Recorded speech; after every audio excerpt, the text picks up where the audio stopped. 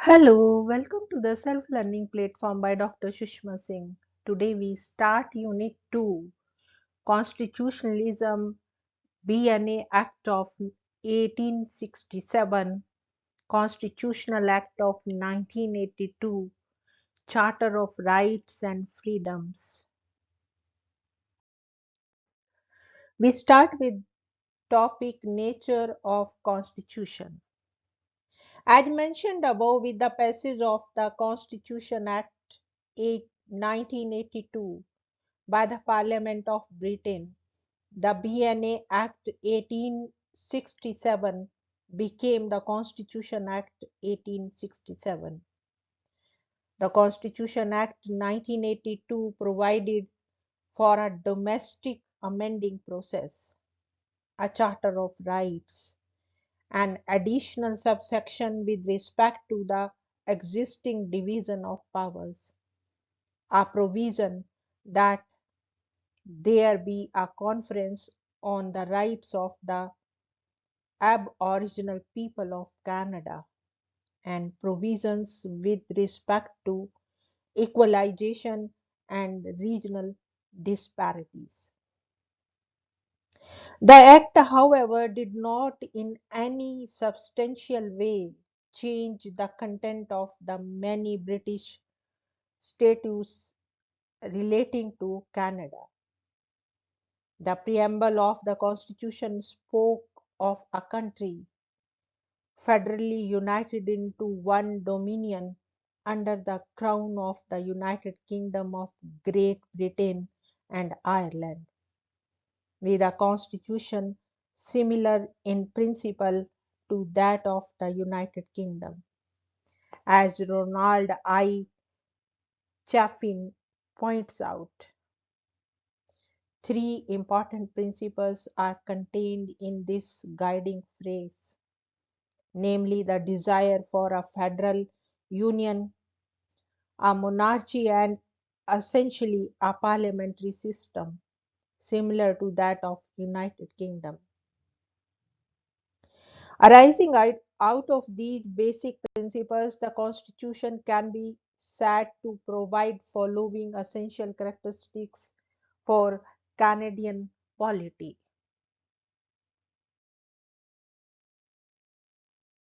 The first one is liberal democracy.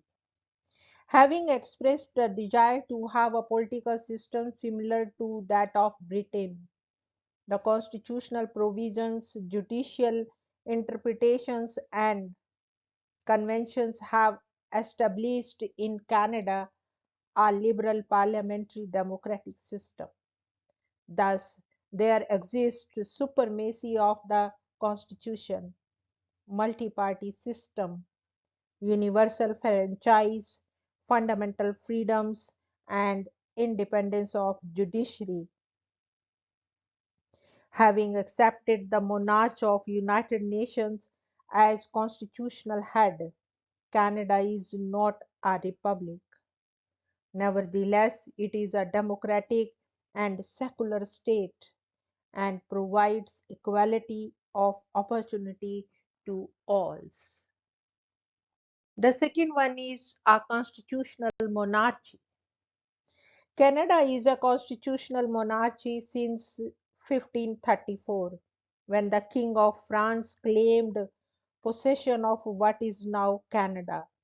The history of that country has been marked by the reign of an uninterrupted succession of monarchies, both French and Britain, who have had a significant influence on the country's development. Under the Crown, Canada developed first as a colony of two empires, originally the French and subsequently the British, then as an independent dominion, and now as an entirely sovereign nation. The Crown occupies a central place in Canada's parliament and Canada's democracy, founded on the rule of law and respect for rights and freedoms. The Crown embodies the continuity of the state and is the underlying principle of its institutional unity. The crown is fused into all three branches of government. The Prime Minister, as head of the executive, is the governor general principal advisor.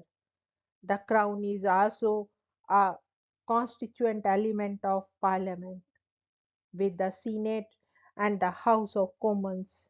And finally, all decisions made by the courts are given in the crown's name. The most important characteristics of Canada's constitutional monarchy has been its ability to adapt to changing conditions over the course of its evolution from colony to nation. The third is rule of law. The rule of law is mentioned in the preamble of to the Constitution Act 1982. It refers to no one single idea but to a cluster of ideas. It is a term often associated with the English legal scholar Albert Van Dessy, who described the rule of law as a paramount characteristic of the English Constitution. It was comprised of three kindred conceptions: that government must follow the law that it makes, that no one is exempt from the operation of the law, that it applies equally to all, and that general rights emerge out of a particular cases decided by the courts.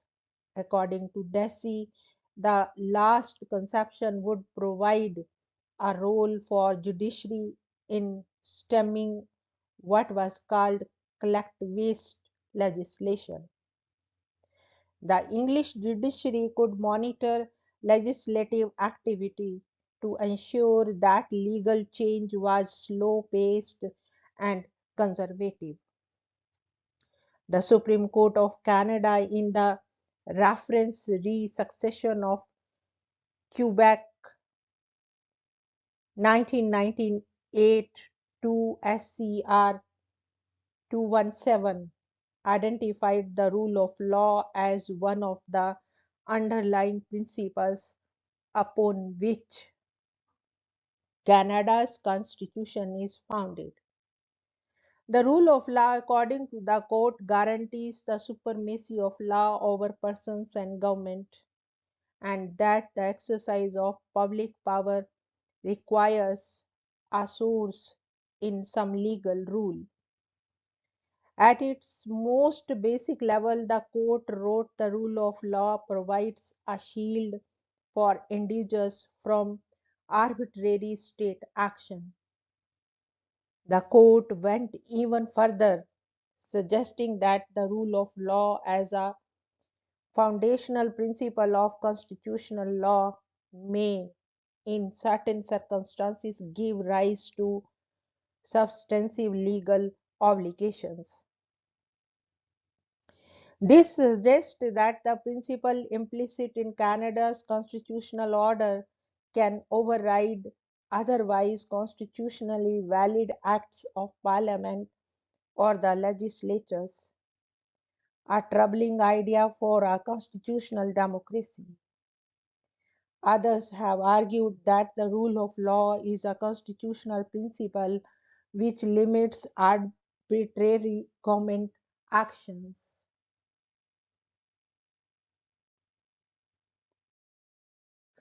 The fourth one is parliamentary system. Although Canada's written constitution is silent about many of the details, the constitutional practice has defined Canadian government as parliamentary.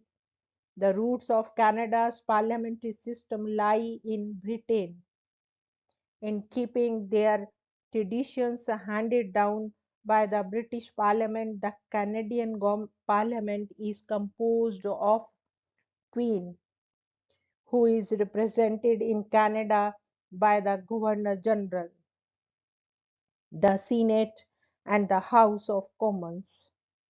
The Senate, also called the Upper House, is patterned after the British House of Lords.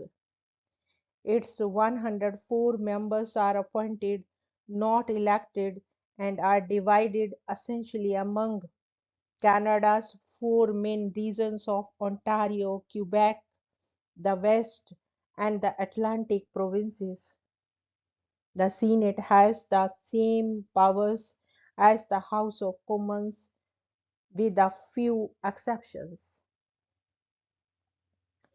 The House of Commons is the major lawmaking body. It has 295 members, one from each of the 295 constituencies or electoral districts. The Canadian Constitution requires the election of a new House of Commons at least every 5 years.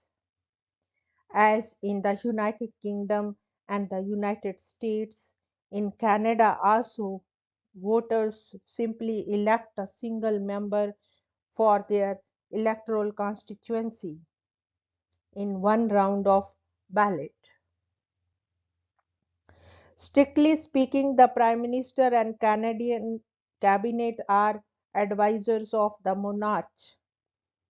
De facto power, however, lies with the Cabinet, and the head of state, the Governor General, acts on its advice. Cabinet formulates government policy and is responsible to the House of Commons.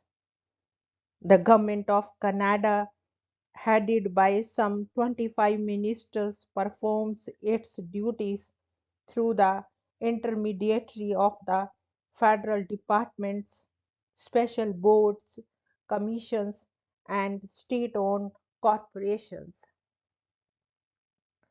Political parties are the mainspring of the Canadian parliamentary system, and the government is formed by the leaders of the political party or coalition of parties able to command the support of the majority in the House of Commons. The leader becomes the Prime Minister and selects ministers to form his or her government, usually from party coalitions in Parliament. The ministers, that is, the member of cabinet, are collectively responsible for formulating and implementing policies for governing the country. In order to remain in office, the cabinet must be able to command the support of a majority of the members of the House of Commons as an issue of confidence. Here we wind up this lecture, and thank you so much for your attention.